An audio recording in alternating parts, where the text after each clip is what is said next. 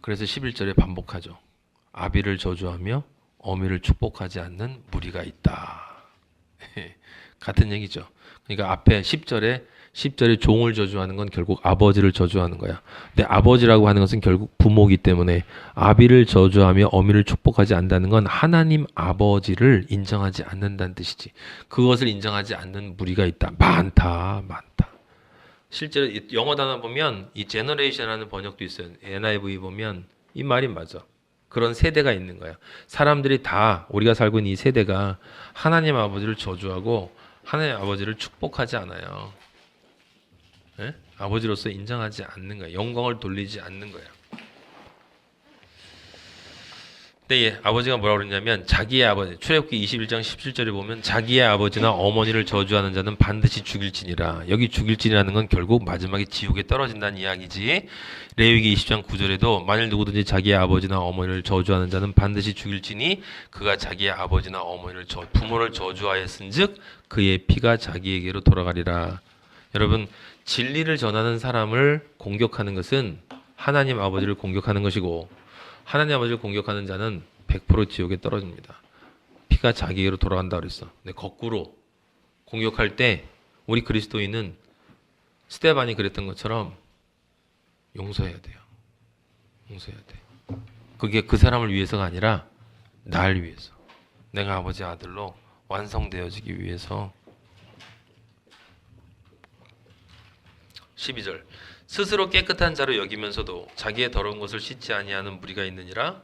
눈이 심히 높은 13절 눈이 심히 높으면 눈꺼풀이 높이 들린 무리가 있느니라.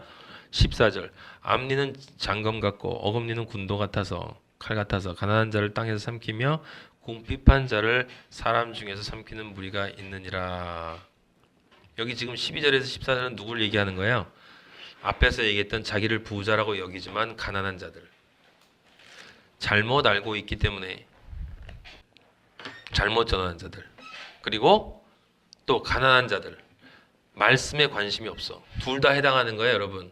말씀에 관심이 없어서 먹지 못해서 헐벗은 가난한 자들 있죠. 말씀이 없이 있는 자들은 그들은 그럼 여기 지금 스스로 깨끗한 그들도 여러분 특징이 있는데, 그러니까 자기를 부자라고 여기거나 자기를 가난한 자, 실제로 가난하다고 여기는 건 아니지. 자기는 그렇게 생각하지 않지만 어쨌든 아버지가 보실 때 하나는 잘 성경으로 종교 생활로 가득 찬데 성경을 잘못 알고 있는 자들이고, 한 사람은 아예 성경 자체에 별로 관심은 없고 맨날 나가서 그냥 15분, 25분 아니면 30분 목사 얘기하는 설교나 듣고 또 다시 오는 그런 인간들은 특징이 있는데, 여기 12절, 14절이 바로 그 특징이에요. 첫째는 스스로 깨끗하게 여긴다. 그게 특징이야.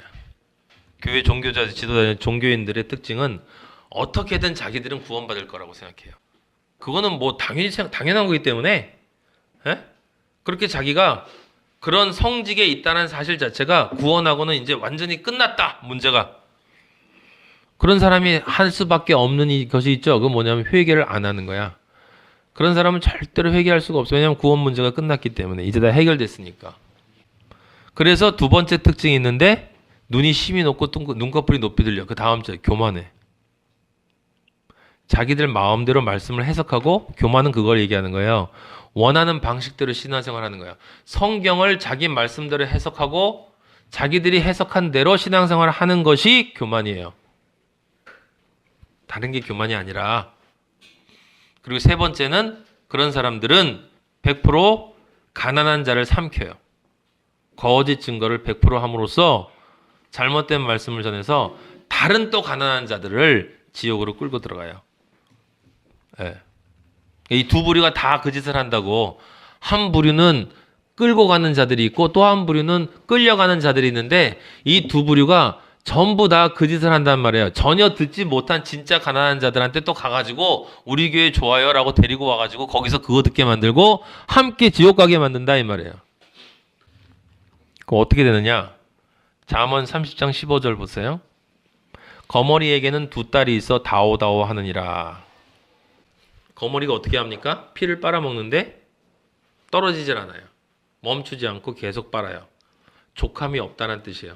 그래서 그 뒤에 15절 뒤에 보면 족한 줄을 알지 못한다라는 그 존재를 상징하기 위해서 거머리를 이야기한 거고, 거머리는 족한 줄을 모르는 존재를 뜻하는 거야. 근데 그 뒤에 족한 줄을 알지 못하여 족하다 하지 아니하는 것 선엇이 있다.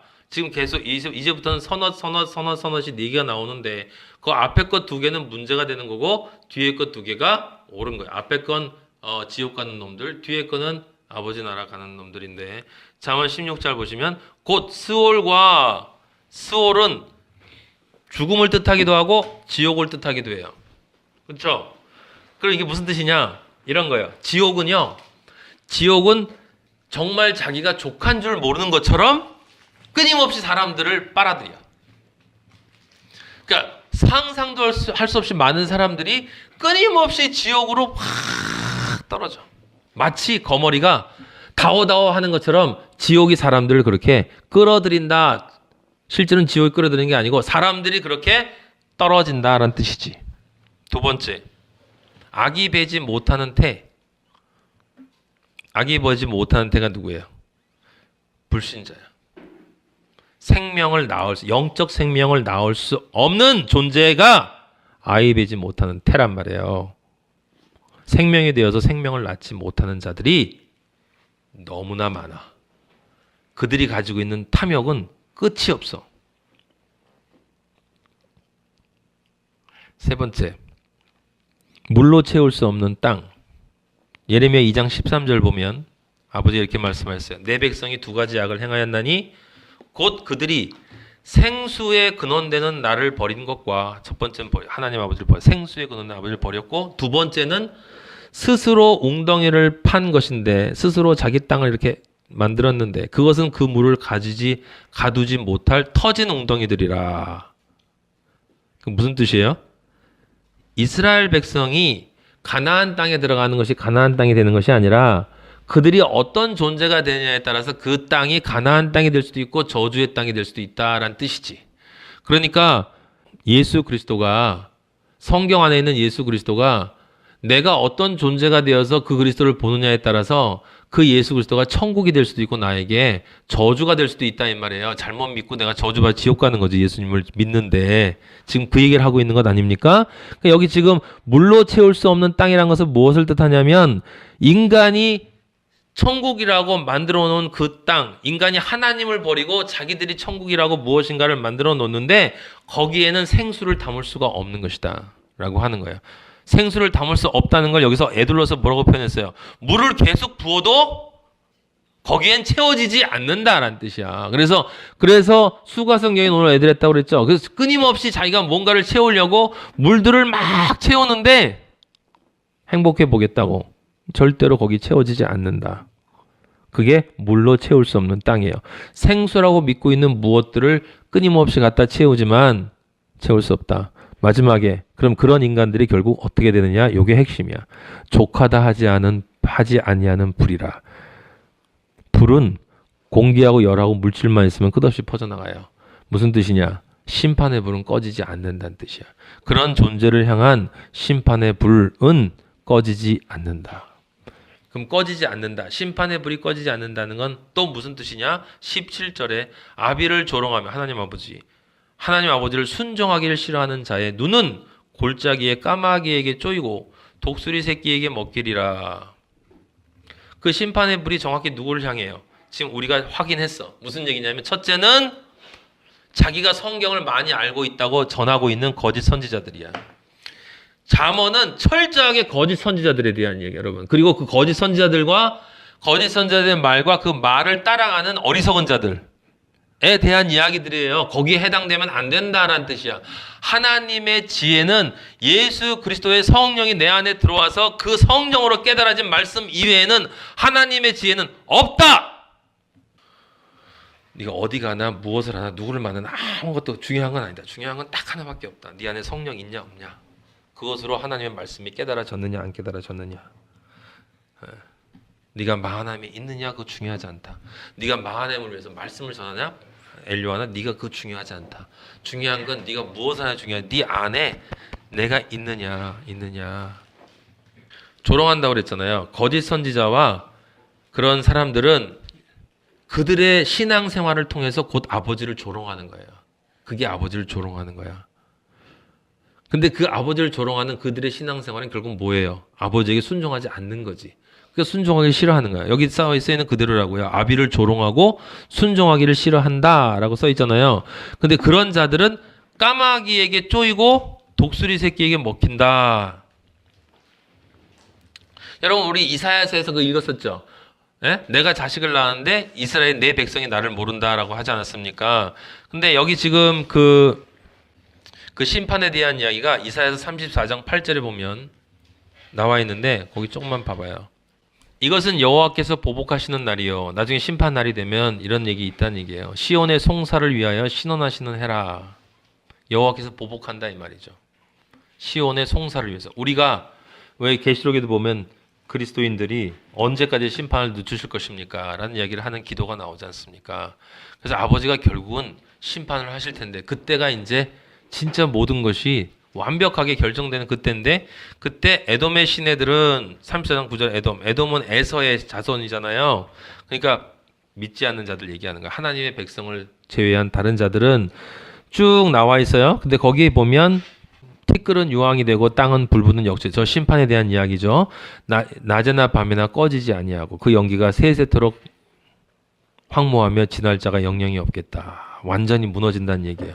34장 11절 이 다마세와 고슴도치는 좀 번역이 좀 그런데 어쨌든 고슴도치가 그 땅을 차지하고 부엉이와 까마귀가 여기 나와서 제가 그래서 여기 구절을 찾은 건데 다마세는 그 가마오지라고 하는데 욕심쟁이라는 뜻이 있어요. 탐욕을 가진 존재라는 뜻이 있고 고슴도치라고 번역된 것은 그 부엉이의 일종을 나타내는 거예요. 근데 부엉이의 일종인데 많은 사람들이 해어락이라고 부르기도 해요. 근데 얘가 거처한 데가 어디냐면 습지야, 습지. 땅은 땅인데 온전하게 마르지 않은 땅. 물이 섞여 있는 땅. 땅에 사는 거야. 안 좋은 걸 뜻하는 게 지금 다. 그 다음에 부엉이와 까마귀 있는데 부엉이는 왜 갑자기 나오냐? 부엉이는 밤에 돌아다니는 놈이야. 밤에. 낮에는 안 돌아다니고 밤에 자기 인생을 사는 놈이에요. 죄악 세상에서 자기 삶을 편하게 사는 놈이 부엉이야.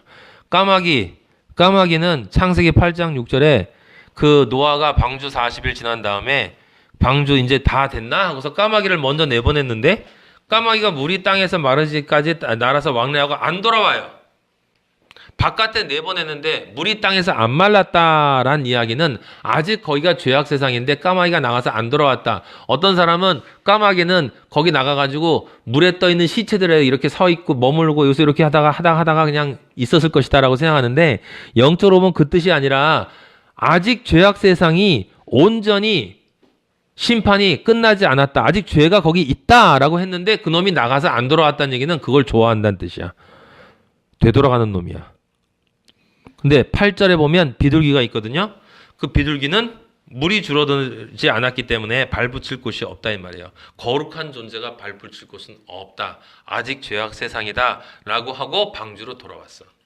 그래서 까마귀와 비둘기가 그리스도인과 가짜와 진짜가 이렇게 설명이 되는 거예요. 그래서 그 까마귀가 산다라고 했는데 그 까마귀가 뭐라는 겁니까? 다 파먹을 거다라고 하는 것이고 그 다음에 그 독수리들 마태복음 20장 28절에 보면 죽음이 있는 곳에 독수리들이 모인다 했잖아요. 근데 우리가 읽은 잠언에는 뭐라고 써있냐면 독수리 새끼한테 먹힌대요.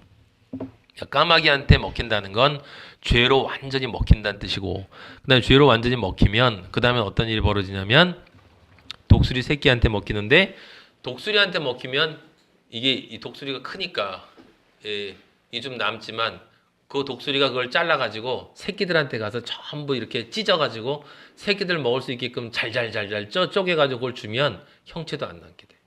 완전히 소멸된다는 뜻이에요 이게. 아시겠어요? 그 이야기를 정확히 설명한 데가 오늘 읽어야 돼. 이사야 56장 9절. 들의 모든 짐승들아 56장 9절. 숲 가운데 모든 짐승들아 와서 먹으라. 이스라엘의 파수꾼들은 이게 거짓 선자니 맹인이요 다 무지하며 벙어리 개들이라 짓지 못하며 굉장히 짓는데 짓지 못하는 거야. 꿈꾸는 자들이요 진짜 꿈이 아니라 가짜 꿈. 누워있는 자들이요 잠자기를 좋아하는 자들 다 죽었다는 거예요. 근데 탐욕만 있어. 이 개들은 탐욕이 심하여 왜 개들이라고 그랬겠어요? 아버지를 믿는다고 들어오긴 들어왔다가 세상으로 다시 돌아갔다 이 말이지. 개와 돼지. 탐욕이 심하여 족한 줄을 알지 못하는 자들이요 몰지각한 목자들이라. 다 제 길로 돌아가며 사람마다 자기 이익만 추구하며 오라 내가 포도주를 가져오리라. 이건 세상 향유를 얘기하는 거고 독주를 잔뜩 마시자 뭔가 중독되고 싶어하는 거야. 이 사람들은 세상 것에. 그래서 7장 1절에 그들은 그 1절이 재밌어요. 의인이 죽을지라도 마음에 두는 자가 없다는 게 결국은. 근데 진실한 이들이 거두어감을 당할지라도 깨닫는 자가 없도다. 이게 무슨 뜻이냐면 진실한 이들은 거두어감을 당한다라는 이야기는 심판으로부터 벗어난다는 뜻이야. 마지막에 하나님이 재앙을 내릴 때 의인들은 하나님 아우로부터 불려가기 때문에 그들은 그들과 같이 심판당하지 않는다는 뜻이에요. 그런데 중요한 건 뭐냐면 그렇게 먼저 불려가도 이들은 그걸 이해하지를 못해.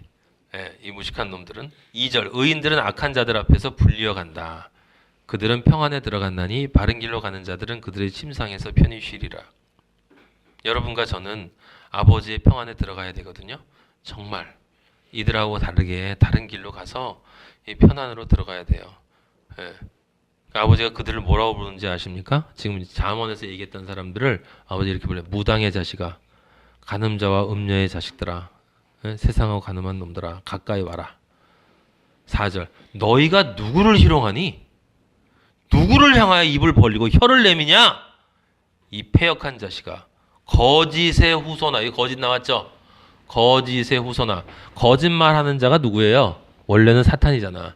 그러니까 거짓말하는 자라는 건 결국 사탄의 후손이라는 얘기고 사탄의 종이란 뜻이에요. 사탄의 종.